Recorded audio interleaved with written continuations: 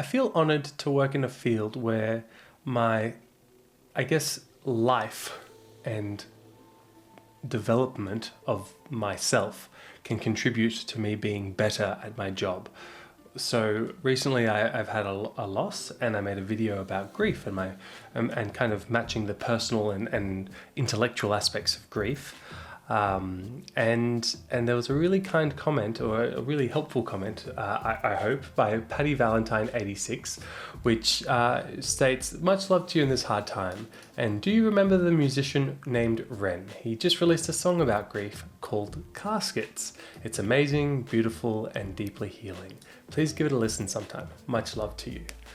Well, Patty, I haven't listened to it yet, but when one has a loss, art is a healing thing, and I really like Ren. It's been ages since I've done a reaction to him, to one of his music clips, so I don't know what he's been up to, so let's give it a listen. If you're new here, a warm welcome. My name's Dr. Sil. I'm a medical doctor from Australia, and I'm training to become a psychiatrist. I make YouTube videos in my free time to educate regarding usually mental health topics.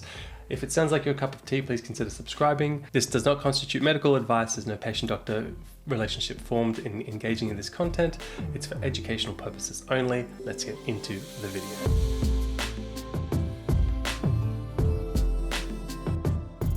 All right, let's do this.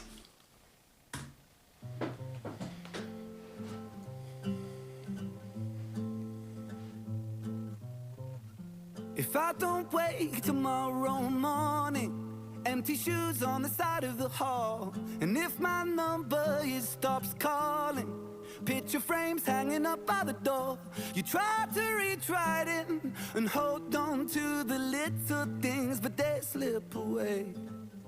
But it's okay, 'cause I had a hell of a time.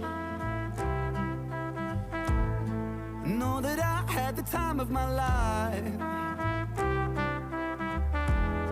So remember me and smile. All of the souls heading back home down a one-way road. So it goes until the caskets close.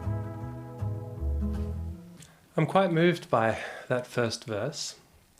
The imagery of, the youthful love story, the acting of that older gentleman and that like gentle lower lip tremble, and just that, I felt like you could feel the tremor in his breath just from how he was sitting and breathing.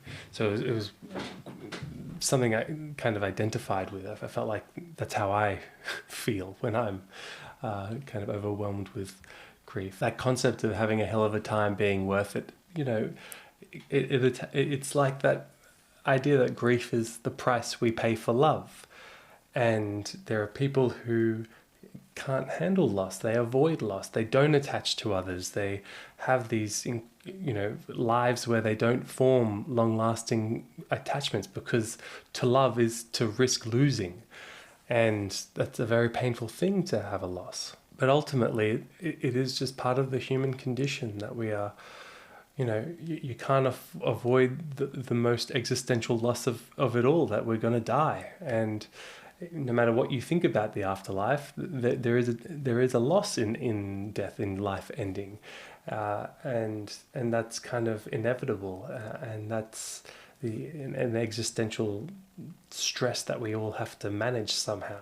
And I really love that line in the chorus. I pulled up the lyrics just to get it right, but it's all of the souls heading back home down a one-way road. The idea that we're born, we get given this consciousness, and we're all just trying to help each other out to the inevitable end, to death. And so it goes till the caskets close.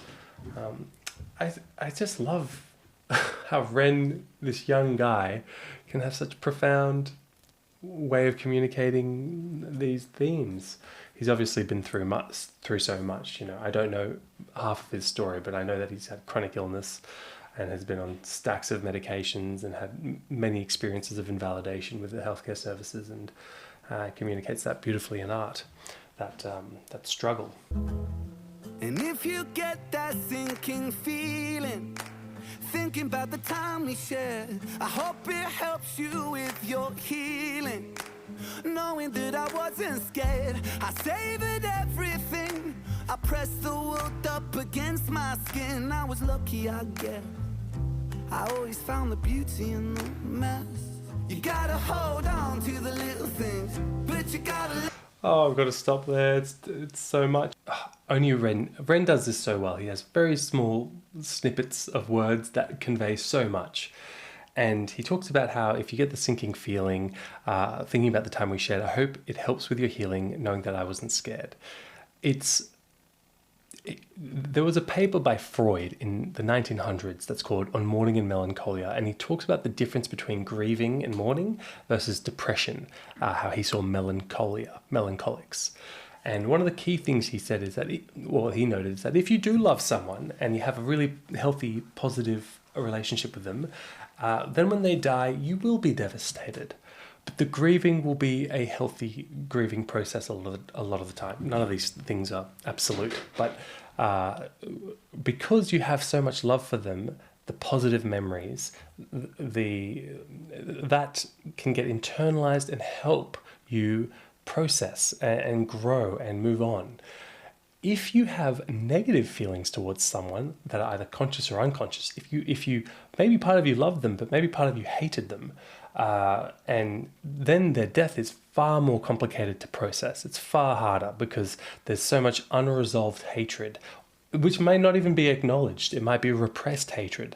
And this is where psychodynamic therapy kind of is, important and separate to other forms of therapy that are more behavioral. And that's far harder to process, those kind of griefs. And what Freud was saying in that paper from 100 years ago is that those kind of situations is where some forms of melancholia can come from, a kind of aggression turned inwards and attacking the self. Anyway, let's not get too Freudian and just a music video reaction. You gotta hold on to the little things, but you gotta let go just a little bit. When another one goes, one will find their wings, then they'll find their way home, little take and give. Into the unknown and the changing tides, the sun sets low on an endless sky. So much we don't know, I don't know why, but I'll be fine, 'cause I had a hell of a time. Know that I had the time of my life. So remember me and smile. All of the souls heading back home down a one-way road. So it goes until the caskets close. Raise a toast as the curtains close and the sunset fades to black. So the story goes, we all walk with ghosts, no one-way tickets back. The casualties of our memories that slip right through the cracks. All the inside jokes and the times we spoke will stay frozen in the past. You gotta hold on to the little things, but you gotta let go just a little bit. I guess we'll never know what tomorrow brings, but just know you're not alone in the thick of it. I know it feels cold when the caskets close. Stories untold on a headstone. For those who grow old, it'll fly by in the blink of an eye. So we'll have a hell of a time. Know that we'll have the time of our lives. So remember us and smile. All of the souls heading back home down a one-way road. So it goes until the caskets close. We'll have a hell of a time.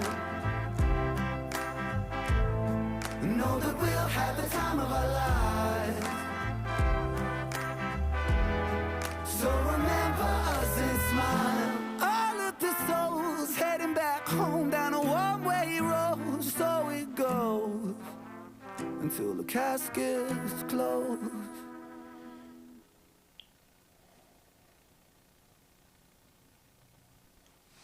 Gosh, I couldn't even pause it for the rest of the song there. I'm really moved. I really loved how just different people showed their different losses. It's a common thing in society to see the kind of that loss has to be something that's died. I'm glad they showed an example of an unborn child and dogs, because some people minimize those things, but it's incredibly painful. It doesn't really matter what you've lost. What matters is how you attached to it. So some people who might have a view of a termination of pregnancy is not a major thing, could have a termination and not be too attached to the kind of unborn fetus. Others can have their whole lives invested into this, right? They have fertility troubles, and so it can be totally different experiences. And even though it's the same loss, there's other invisible losses, things like lived losses. So finding out you're infertile and you can't have kids at all, totally changing how you might have seen your life would go. And these things, you don't have a funeral for that. It's just something you've got to go through. Those final moments where the gentleman is with his wife and when she's having her last breath, I found were also really moving. There's this incredible book. It's called On a Matter of Death and Life. And it's by a psychoanalyst in the States named Irvin Yalom, who catalogues the last months he has with his wife. And she also writes, so they're taking turns writing this kind of reflection on the last months of her life, and having his kind of insight from a lifetime of being a psychoanalyst and being such a good therapist and such a good writer. He just gives really deep insights into the process of watching his wife die, and then his healing and grief afterwards, and how devastatingly hard it was for him, because they were high school sweethearts. And I will never forget his description of the icy kiss. So she chose a medically assisted suicide, or whatever the term is, physician assisted dying. And I'm not sure what term they used in the States, sorry, because she had a multiple myeloma, I think, a cancer that was lethal. And she fought it for, probably a year or so, I think quite a long time. She was in chronic pain for a long time, and chronic nausea, which must be a horrible state, to just be persistently nauseous. Gosh, yeah, I can't imagine. But she ended up choosing to take the medicine that would end her life, and she took it. And he counted the breaths, and she had, I think it was like 14 breaths, and then she stopped breathing. And then by the time he kind of reached over and kissed her on the forehead, she was cold. The icy kiss. That's such an evocative concept. And I think, one psychoanalyst says, you want to know what the secret to getting old is? It's loss, and it's more loss. And I think as you get towards the end of life, it can really feel that way. I do see that there's so much you can gain in life as you get older. But after you come out of the 20s, and now I'm in my 30s and started experiencing loss and the realities of life, I guess. I've had a pretty protected and supported life. But you do only accumulate loss. Like you can't, once you've lost someone, they don't come back. So in life, you just accumulate losses. And that's a really painful part of the human condition. And it's okay to be a bit sad about that from time to time. That's okay. I've been having a thought about writing a book called Be Sadder, Be Happier, which would focus on engaging with bad feelings, letting them happen, and then seeing that actually having a healthy relationship with bad feelings can let you have good feelings that are more profound. A friend of mine likes to say, and I think she might be quoting from someone, I've got to check with her, but she likes to say, at the end of the day, we're all just walking each other home. And I think that's a lovely theme to close on, especially considering this line, which is all the souls heading back home down a one-way road.